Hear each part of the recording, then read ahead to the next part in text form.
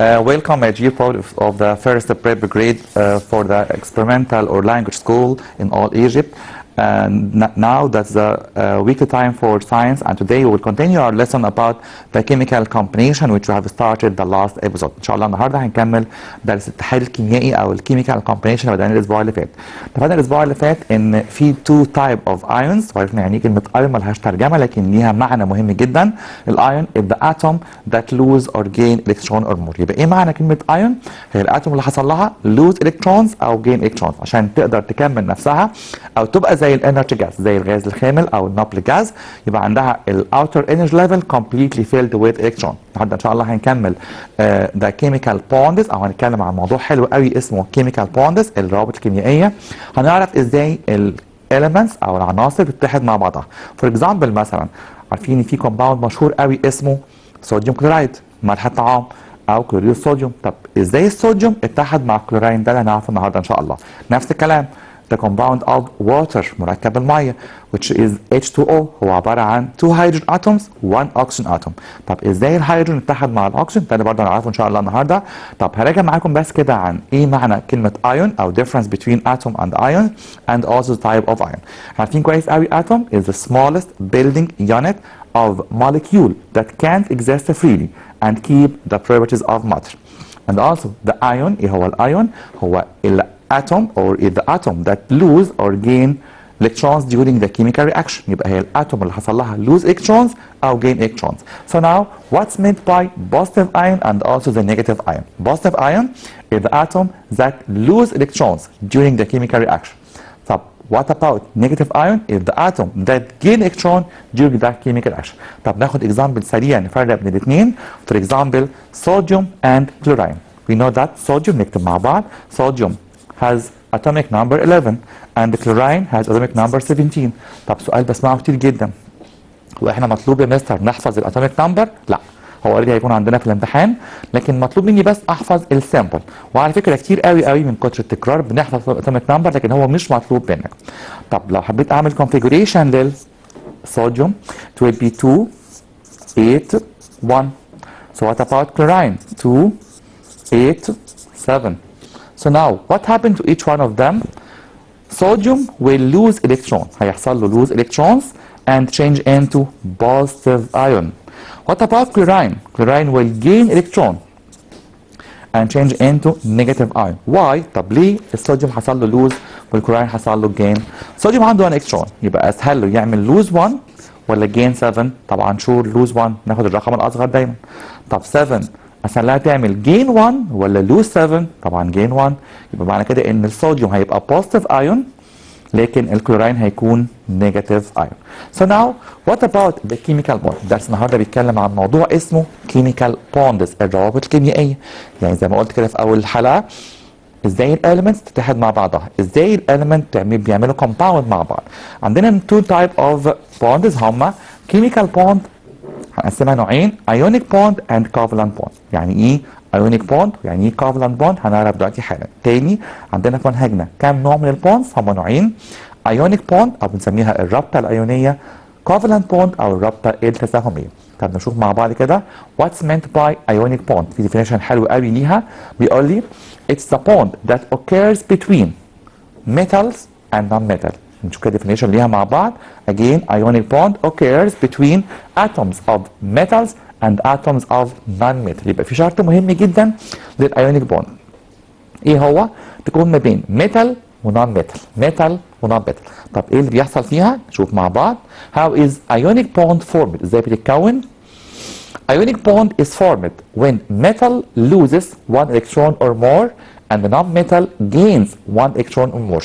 طب نرجع كده مع بعض للاكزامبل اللي كتبناه من شويه مع بعض. كتبنا الصوديوم اتوم والكلورين اتوم، وعرفنا ان الصوديوم بيحصل له لوز الكترون، طب والكلورين جين الكترون. طب السؤال ده بس بيتسال كتير جدا، طب هو معلش يا مستر الصوديوم حصل له لوز راح فين؟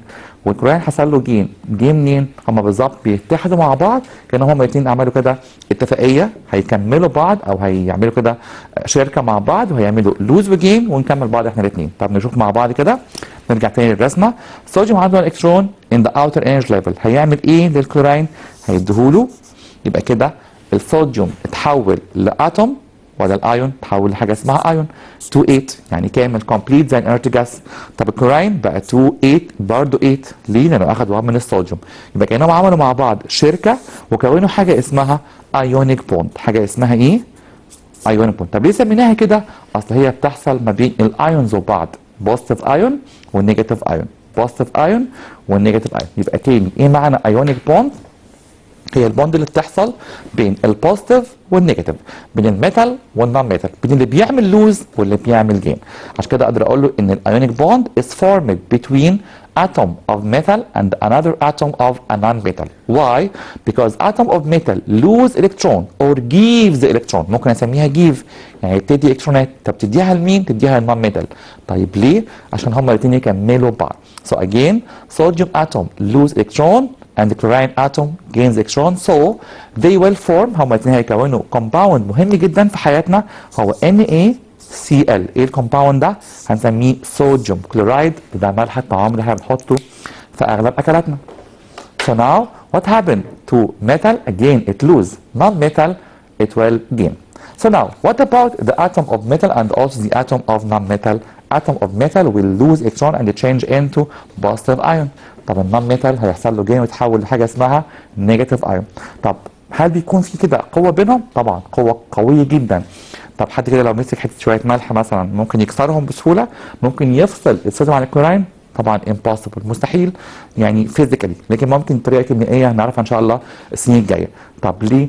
اصل بيحصل اتراكشن فورس، قوه تجاذب عاليه جدا جدا جدا ما بين الميتال والنون ميتال او البوزيتيف والنيجاتيف.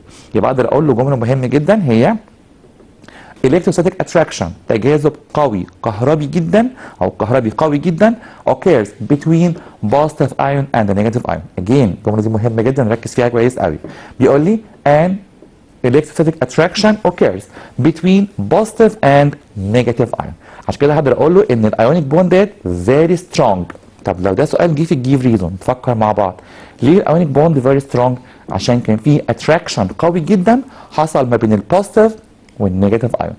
Attraction occurs between positive ion and negative ion. Okay? So now how is sodium chloride formed؟ طب ناخد example كده زي ما قلنا من شويه. ازاي بيتكون الصوديوم كلورايد؟ صوديوم اتوم and كلوراين اتوم. الصوديوم كان عنده 1 الكترون والكلوراين كان ناقص لها 1 الكترون. اتفقوا مع بعض اتفاقيه، عملوا كده ديل مع بعض. انا هديك اللي عندي اللي ناقص عندك، يبقى نكمل بعض ونبقى كومباوند واحد، شركه مع بعض كده. عشان كده هنسميهم NaCl او صوديوم كلورايد. So now electron transfer from sodium to chloride. طب نشوف another image ليها صوره ثانيه. شايفين فوق خالص ان في ارو سهم ماشي من الصوديوم للكلوراين. طب السهم ده معناه ايه؟ ان في الكترون راح من الصوديوم للكلوراين. ليه؟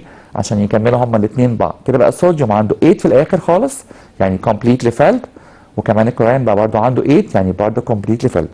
طب واحد يقول لي انا شايف واخد بالي كده هنا ان في اكس الكترون، يعني في الكترون مختلف عن الالكترون اللي في الكلوراين، لان هو مش بتاعها، هو جاي منين؟ هو جاي من الصوديوم.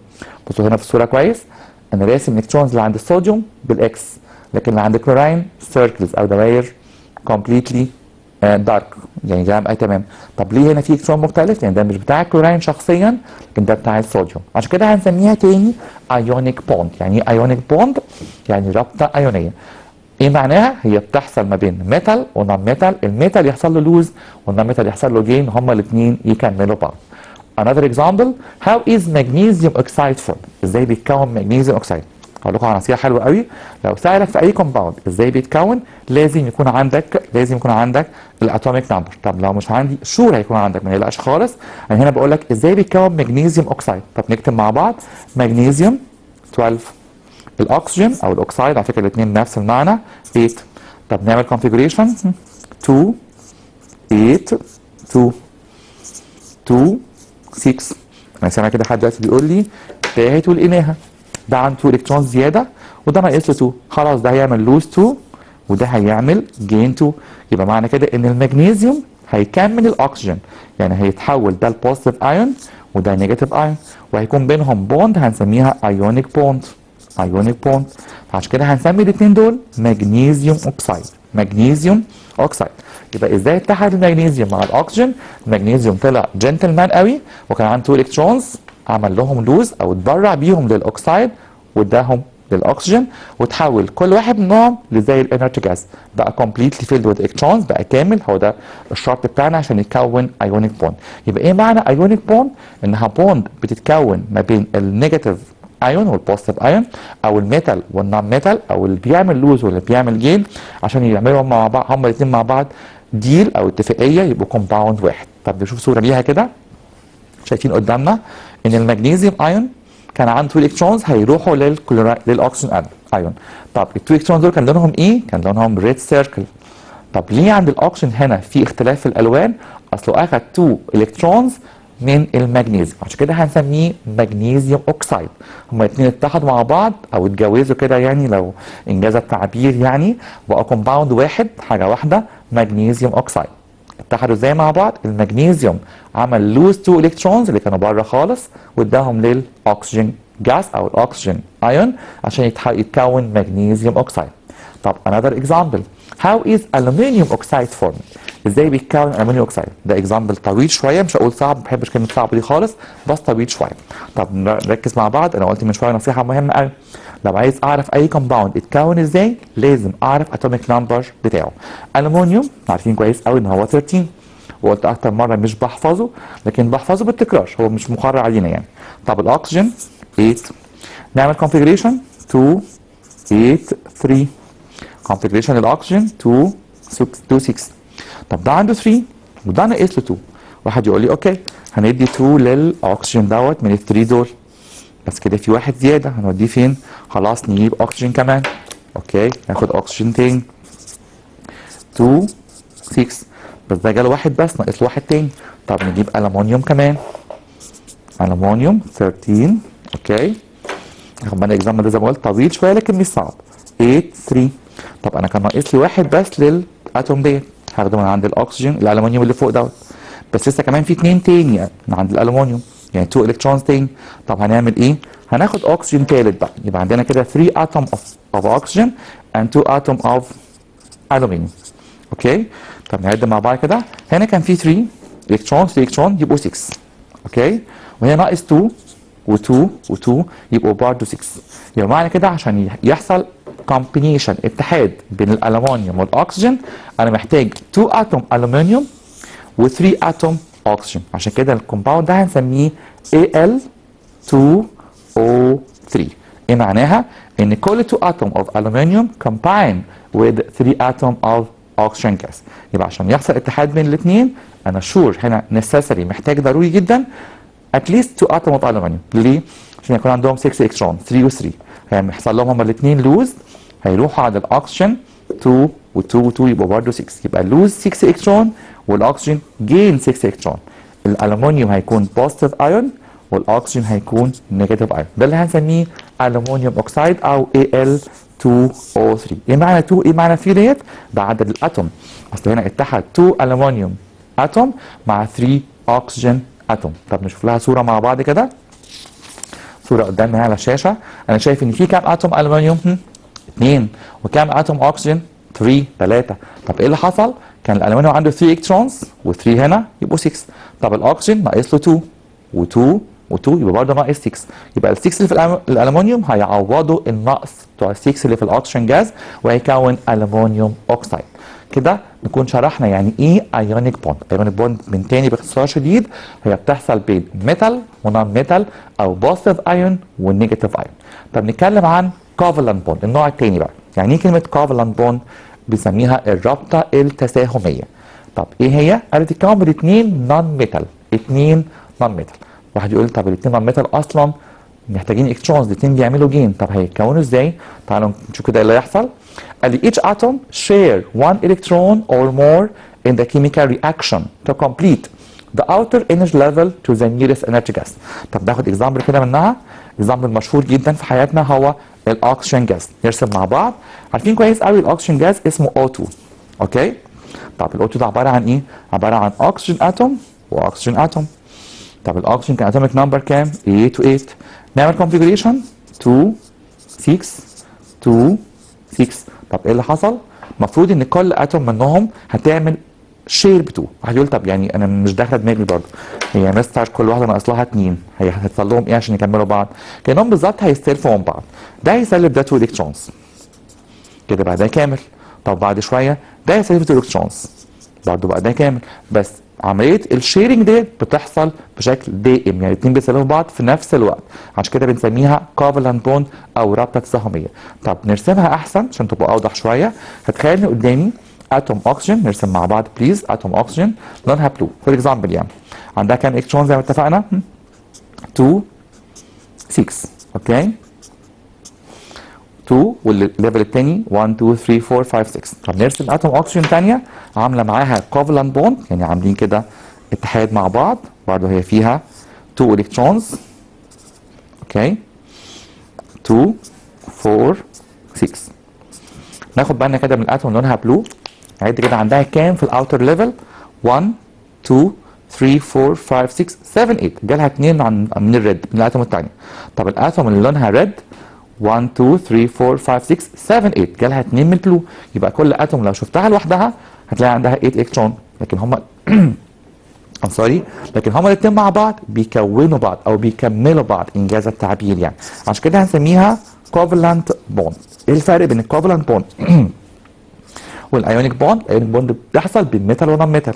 الكوفالنت الاثنين نون ميتال، الاكسجين نون ميتال وبرضه الاكسجين نون ميتال. طب هل بيحصل هنا لوز وجين؟ لا، بيحصل حاجه اسمها شير الكترون، يعني مشاركه، يعني هنسلف بعض عشان نكمل بعض. عشان كده هيكون عندنا 3 تايب اوف covalent bond. كم نوع من covalent bond؟ 3 تايب، نشوفهم مع بعض. So now لو عملنا كده summarize لل covalent bond, it is the bond that arises between two non-metal atoms where each atom share electron. ما بنعملش lose وgain لكن بنعمل share، هنسلف بعض، هنشارك مع بعض عشان نكمل ال outer energy level لغايه ما يكون 8 electrons او completely filled with electron. طب فيها كم نوع؟ عندنا 3 type which are single covalent bond, double covalent bond and also triple covalent bond. يبقى عندنا 3 تايب هما single والدبل والتريبل. طب نفرق بينهم ازاي؟ single covalent bond اسمها كده بيحصل فيها sharing بس with one electron from each atom، يعني كأن كل اتوم هتعمل share one electron كأنها بالظبط كده. اوكي؟ طب الدبل كل اتوم هتعمل شير with 2 electrons، مش بس واحد، لا ده 2 قصاد 2. طب التريبل كل اتوم هتعمل sharing with 3 electrons، يعني كده كأني عندي 3 bonds، 3 روابط مش رابطه واحده. طب ناخد اكزامبل من كل واحده منهم. فور اكزامبل هيدروجين جاز، نكتب مع بعض كده هيدروجين، عارفين كويس قوي H atomic number 1، H atomic number 1 ده هيعمل شير بكام؟ 1 الكترون، عشان يبقى 2 يبقى كده كامل، وده شير 1، يبقى دي هنسميها سنجل كوفالنت بوند. طب الاكسجين كتبناه من شويه او رسمناه O8 يعني 2 6 2 6، كل واحد هيعمل شير بكام؟ هيعمل شير ب 2 وهيعمل شير ب 2، يبقى دي هنسميها دبل. طب اخر اكزامبل بسرعه كده عشان وقتنا، نيتروجين N2 كان N7 2 5 2 5، ده ناقص له كام؟ ناقص له 3، وده برضه ناقص له 3، يبقى كل اتوم بتعمل شير with 3 الكترونز، عشان كده هنسميها triple covalent bond. triple covalent bond. وبكده نكون درسنا الفرق ما بين ionic bond و covalent bond. So now I'm afraid our time is up, but to summarize, we have studied today the difference between ionic bond and covalent bond. Ionic bond is the bond that arises between metal and non-metal, but covalent bond is the bond that arises between two non-metal where each atom shared with electron or more during the chemical reaction. So now I promise you to meet you again next Thursday inshallah to complete lesson 2 about the chemical comparison and also the chemical formula which we'll study next Thursday inshallah. Now thank you and goodbye.